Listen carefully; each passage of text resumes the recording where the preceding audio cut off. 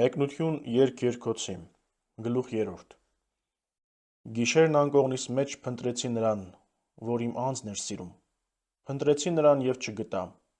կանչեցի նրան և ինձ ձայն չտվեց։ Գլուխ 3 առաջին համար Այս խոսքերն ընդարձակ մեկնության կարիք ունեն և հնարավոր չէ սեղմ գրել, բայց քիչ պիտի խոսեմ։ Ավելի ընդարձակ խոսք կամեցողը թող դիմի Գրիգոր Հյուսացուն։ Երբ Հարսի ճանաչողությունը հասու եղավ այսքան առակների, որ թվարկվեց և հասավ Քրիստոսի գիտության կատարին, ուր գտնվում ենք, նկատի ունի աստվածճանաչողությանը,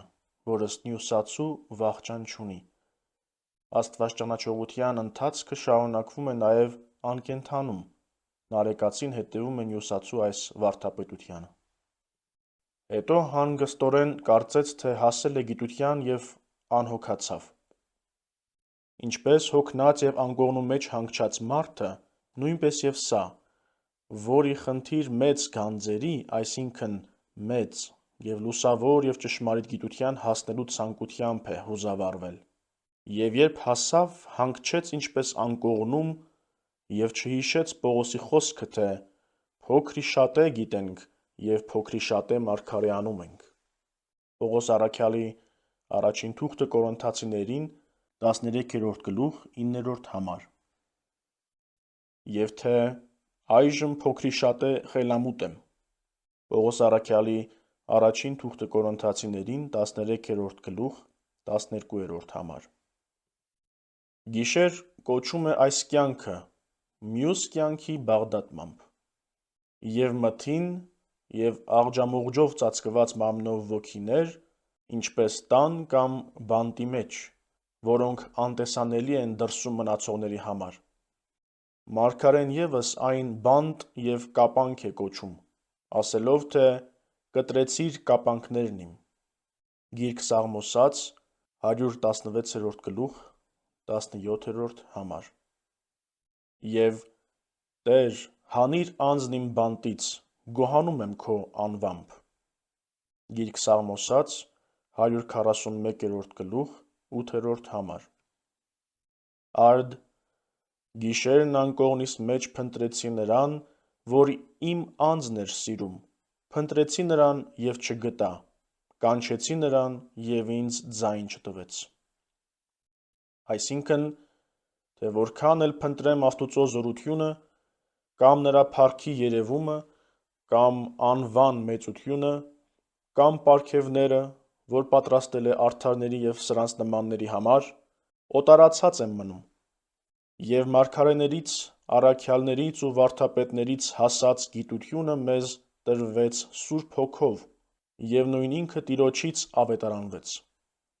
Եվ այս չհամարվեց կատարյալ գիտությամբ գտնված, ինչպես որ հանդերձյալում են լինում գիտուններ,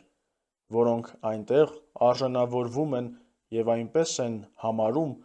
թե ձայն իսկ չի տրված և ոչ էլ խոսված է սրանց մասին այստեղ։ Որովհետև մարմնեղեն լեզուն չի կարող խոսել այն կենաց բաները, ինչպես և Պողոս առաքյալն է ասում, թե «լսեցի անճարելի խոսքեր, որոնք մարդ հարկ չէ, որ խոսի» (Պողոս առաքյալի երկրորդ թուղթը Կորինթացիներին 12-րդ գլուխ 4-րդ համար)։ Ի վիճակի չէ, ասում է, չկարողանալու փոխարեն։ Ելա և շրջեցի քաղաքների մեջ, հրապարակների և փողոցների մեջ, և փնտրեցի նրան ու չգտա, կանչեցի նրան և ձայն չտվեց ինձ (3-րդ գլուխ 2-րդ համար)։ Քաղաք և փողոց և հրապարակ է անվանում երկինքը և նրանում գտնվող հրեշտակներին, որոնց գիտության վերին խորհուրդներին նրանցից հասու լինել չկարողացավ։ Գտան ինձ պահապանները, որոնք շրջում էին քաղաքի մեջ, հարցրեցի, թե տեսա՞ք նրան, որ իմ անձն էր սիրում (3-րդ գլուխ 3-րդ համար)։ Եվ նրանք չպատասխանելով հասկացրին, թե նրանք ևս հասու չեն գիտությանը։ Քանզի որչափ մարդ հասնում է գիտության, այն հիմք է լինում առավել բարձրագույն գիտության։ Երբ մի փոքր անցա նրանցից, գտա սիրեցյալին իմ (3-րդ գլուխ 4-րդ համար)։ Քանզի կա գիտություն, որ բովանդակ ծանոթության հասնելու փափագողներին արգելք է լինում գտնելու այն, Սրա համար է ասում, թե երբ մի փոքր անցա նրանց հետ, գտա, ապա հավատին և Սուրբ Հոգուն ապավինեցի։ Սրա նման են նաև Պողոսի խոսքերը, թե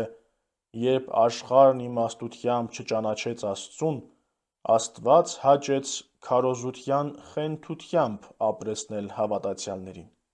Պողոս առաքյալի առաջին թուղթը Կորինթացիներին, առաջին գլուխ 21-րդ համար։ Փեսային գտնելով ասում է.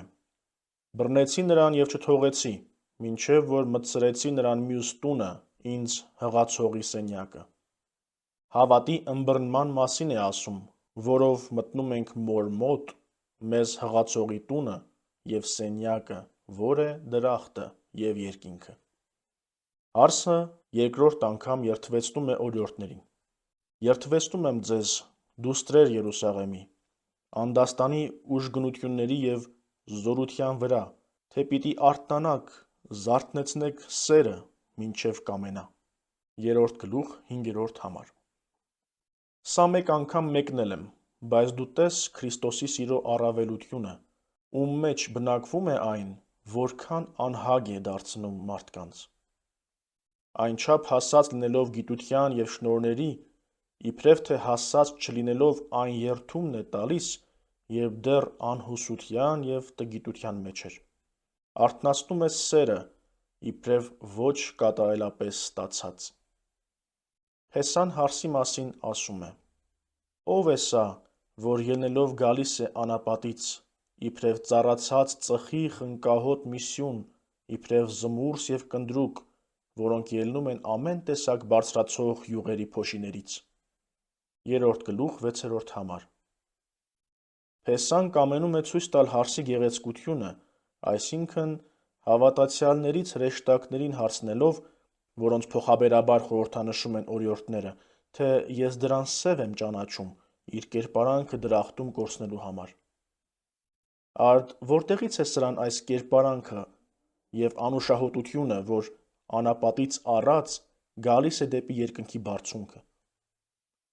Անապատ ասելով հասկանում է չար գործերից անապատացածներին։ Այս բարձրությանը Դավիթը ևս կամենում էր հոգու թևերով հասնել։ Իբրև ծխի խնկահոտ մի սյուն ասելով, իրեն պարուրած առաքինությունը և բարեգործություններն է անվանում։ Իբրև խունկեր, զմուրս և կնդրուկ, որոնք ելնում են ամեն տեսակ բարձրացող յուղերի փոշիներից։ Զմուրսը մեռելության նշան է, կնդրուկը անուշահոտ վարքի։ Ուրեմն տես, նախ պետք է մեղքերի մարմինը մեռցնել և Քրիստոսին մահակից լինել և անուշահոտ վարքով Քրիստոսի մաքրությանը հավասարվել, ապա պետք է լինել Քրիստոսի հարս և բարձրանալ Քրիստոս Փեսայի մոտ։ Օրիորդներն այսպես են ասում. ցանկանալով հարսին ավելի ճանաչեցնել տալ Փեսայի վայելչությունն ու գեղեցկությունը, Փեսային Սողոմոն են անվանում,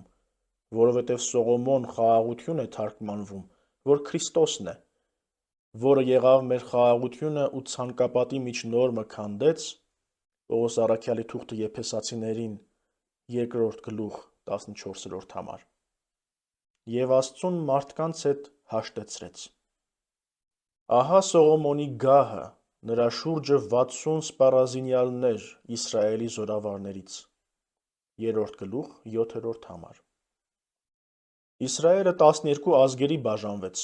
և 12 անգամ 5-ը 60 է անում։ Նույնպես մարդու մեջ 5 զգայություններ են։ Արդ ցանկանում է ասել, որ ինչպես օրենքներում 12 ազգերը իսրայելացի դարձան, և յուրաքանչյուրը 5 զգայություններով մաքրված հաճոյացավ Աստծուն, և ըստ տեսանելի պատմության ինքը Իսրայելը Սողոմոնի թագավորության կամակատարն ու գահն էր, նույնպես և այժմ այս Սողոմոնի համար բովանդակ տիեզերքը գահ է, ուր հանգչում է Աստծո կամքը։ Նրա շուրջը սպառազինյալներ Իսրայելի զորավարներից։ Արդ նոր Իսրայելի մեջ զորավար են բոլոր սուրբ հավատացյալները։ Ամենքը սուսերավոր են և պատերազմի մեջ հմուտ։ 3 գլուխ 8-րդ համար։ Այս սուրը հոգու սուսերն է, որ Աստուծո խոսքն է, որով սովորեցին պատերազմել աներևույթ թշնամու դեմ։ Արդ ամեն սուր ազդրի վրա է, որովհետև հնարավոր չէ մարտնչել մարմնի և արյան դեմ, եթե սուրը մշտապես կրել չկարողանա, բայց ճշմարտապես ազդրի վրա է հաստատված, որով մարտնչում են իշխանությունների և պետությունների դեմ։ Գիշերային արհավիրքներից հայտնի է, թե գիշերային և խավարային արհավիրք է կոչում երկնքից ընկածին։ Սողոմոն արքան իր համար գահավորակ պատրաստեց Լիբանանի փայտից, նրա սյուները գործեց արծաթից, նրա կոնքերը ոսկուց և նրա ձեղունը ծիրանից, և նրա մեջը ականազարդ է, ուր սփռված է սերը Երուսաղեմի դուստրերի։ 3 գլուխ 9-րդ համար։ Բազմիցս ասել եմ, թե Սողոմոնը Քրիստոսին է խորհրդանշում, որովհետև Դավթի զավակն է, և թագավոր, և արդարադատ, խաղաղասեր և տաճարաշեն։ Սակայն սրա մասին խոսքը քիչ է, իսկ Քրիստոսի մասին շատ, որովհետև Դավթի արմատն է և երկնքի ու երկրի թագավորը, ավելի արդարադատ և ողորմած և ողջ աշխարհի խաղաղության առիթ, աշխարհից վերացնելով կռապաշտությունը, երկնայինների խռովությունը երկրայինների հետ, որով և ողջ երկիրը Աստուծո տաճար եղավ Քրիստոսի ձեռքով փոխելով օրինակը ճշմարտության, թագավորով և տաճարներով, որոնք եկեղեցիներն են։ Սողոմոն արքան իրեն գահավորակ պատրաստեց անփութ փայտերից։ 3 գլուխ 10-րդ համար։ Լիբանանի փայտը հեթանոսներն են, և Դավիթն է վկայում, թե պիտի մանրի Լիբանանի մայրիները։ Գիրք Սաղմոսաց 28-րդ գլուխ 5-րդ համար։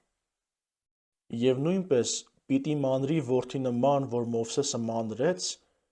դա սատանան է և իր կամակատարները։ Եվ մեզ կռապաշտությունից կտրելով իրեն գահույք պատրաստեց, քանզի սուրբ է Տերը և սրբերի մեջ է հանգչում։ Եվ Եսայի միջոցով ասում է. «Ես ուր հանգչեմ և խաղաղվեմ, եթե ոչ հեզերի և խոնարհների մեջ, որ դողում են իմ խոսքերից»։ Եսայի մարգարեություն 66-րդ գլուխ 2-րդ համար։ Նաև առաքյալն է ասում, թե մեծ տանը ոչ միայն ոսկեղեն և արծաթեղեն անոթներ են, այլև խեցեղեն ու փայտեղեն։ Պողոս առաքյալի երկրորդ թուղթը Տիմոթեոսին 2 գլուխ 20-րդ համար։ Եվ վրա է բերում. եթե մեկն իր անձն այստեղ սրբի այսպիսի բաներից, պատվական անոթ կլինի։ Եվ այլն։ Պողոս առաքյալի երկրորդ թուղթը Տիմոթեոսին 2 գլուխ 21-րդ համար։ Ցույց տվեց, թե մարդը տունկերի և բույսերի պես միայն սննդով չէ, որ ապրում է, այլև կամքով, թեկուզ ոսկի լինի, թեկուզ արծաթ, թեկուզ խնձոր, թեկուզ դառնաբեր, թեկուզ քաղցրաբեր, թեկուզ փշաբեր։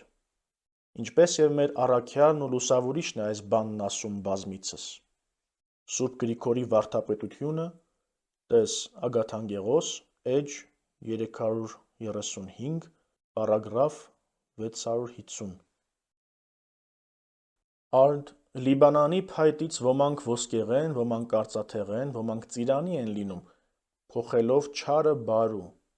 Բայց պատշաճ է, որ գահավորակը բովանդակ եկեղեցին հասկացվի, և նրա մեջ են վարդապետները և կույսերը և պես առաքինություններով զարդարված սրբերը։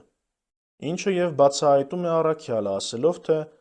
սրանք են, որոնց Աստված դրեց եկեղեցու մեջ, նախ առաքյալները, երկրորդ մարգարեները, երրորդ վարդապետները։ Պողոս առաքյալի առաջին թուղթը Կորինթացիներին 12-րդ գլուխ 28-րդ համար։ Եվ ապա նրանք, որ իրար հետևից շարում է։ Եվ մեկ-մեկ չի թվարկում, որովհետև գահավորակի բուն պատվականներն այս 3 կարգերն են, այսինքն եկեղեցու շինությունը։ Սերը Երուսաղեմի դուստրերի։ Ելեք և նայեցեք, դուստրեր Երուսաղեմի, Սողոմոն արքայի այն պսակին, որով պսակեց նրան մայրը իր փեսայության օրը և իր ուրախության օրը։ 3 գլուխ 11-րդ համար։ Սերը Երուսաղեմի դուստրերի։ Երուսաղեմի դուստրերին, հրեշտակներին, կոչում է իրեն ուրախակից, սիրակից և գոհացողակից, և որի պատճառով փոխվեց մեղքերով անտառացած Լիբանանը և եղավ գահավորակ Քրիստոսի, պես առաքինություններով, զարդարված փշեպսակով, որ իր գլխին դրեց Սողոմոն արքան, այսինքն Քրիստոսը, և օրհնեց երկիրը, անեծքներն իր գլխին կրելով, որ ասաց, թե «Փուշ և տատասկ թող բուսնի քեզ» Գիրք Ծննդոց 3:18 Նաև Սուրբ Լուսավորիչն է այսպես մեկնում. Սուրբ Գրիգորի վարդապետությունը, տես Ագաթանգեղոս, էջ 150, պարագրաֆ 287 Թեև Գրիգորնիուսացին այլ կերպ Սուրբ Գրիգորնիուսացի մեկնություն երկերկոցի, ճառ 7-րդ, Մաշտոցյան մատնադարան, ձեռագիր 1013, թերթ 81b մինչև 90b Բայց որ սա նրանից գերիվեր է, հազարավորների կվկայաբերենք։ Սակայն երբ ասում է, թե ելեք, նայեցեք Երուսաղեմի դուստրեր, սրանով վերին Երուսաղեմի դուստրերն են հասկացվում, նրանց կանչում է, որ տեսնեն իրենց Տիրոջը, որ այնպիսի պսակ է կրում, որը հանուն եկեղեցու հանձն առավ զարմանալի մեծագործություններ։ Դարձյալ ներքին Երուսաղեմի դուստրերին է ասում, որոնց Տերն ինքը դարձավ և ասաց. «Դուստրեր Երուսաղեմի, մի արտասվեք ինձ վրա»։ Ղուկասի ավետարան 23-րդ գլուխ 28-րդ համար Որով պսակեց իրեն իր մայրը։ Սիոնին մայր է ասում, քանզի Սիոն նշանակում է մայր, և ովքեր պսակեցին Տիրոջը, նրա մեջ էին բնակվում։ Այս պատճառով էլ մորից է ասում պսակվելը,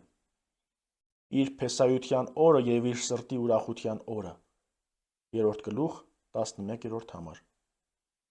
Արդ դու մի զարմացիր, որ չարչարանքների օրը կոչում է ուրախության և փեսայության օր,